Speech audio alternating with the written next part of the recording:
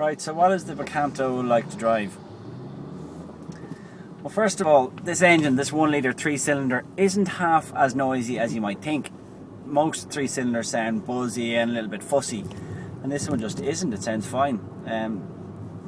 Yeah, 69 horsepower isn't a lot, but it's actually fine for this size of a car. This car is actually lighter overall, about 10 kgs lighter than the last Picanto, and that's despite growing in size and having better safety equipment, etc. So they've really done their homework in that regard. The other thing as well is it's incredibly frugal. You're talking about 4.1 litres per 100 kilometre on the combined cycle in this car, which is really very impressive. You can hear the engine. It's a little bit vocal, but it's really not bad at all. The other thing as well is because of the impressive fuel economy, the emissions are very low as well. So you're looking at about 95 grams per kilometre in this car, which is band A. Very good. Steering is light, so in and around town it's very easy to drive, easy to park.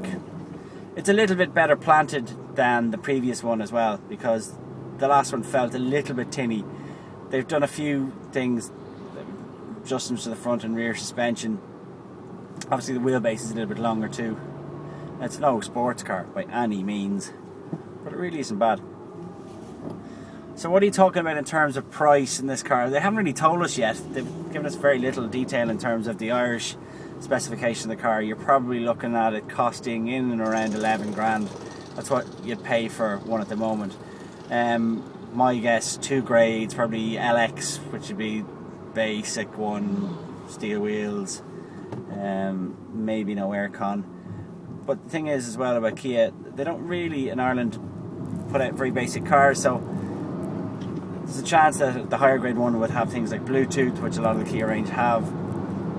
You probably see that auxiliary and iPod port featuring as well, so it's really not a bad little car. We're going to see this car in the summer, as I said, probably expected to cost about between 11 grand starting off, maybe 12 for a higher grade version. And of these kind of A-class cars, it's probably one of the best of them actually. It's better than Igo, feels a little bit better than i10, just a bit more substantial, so yeah, good job.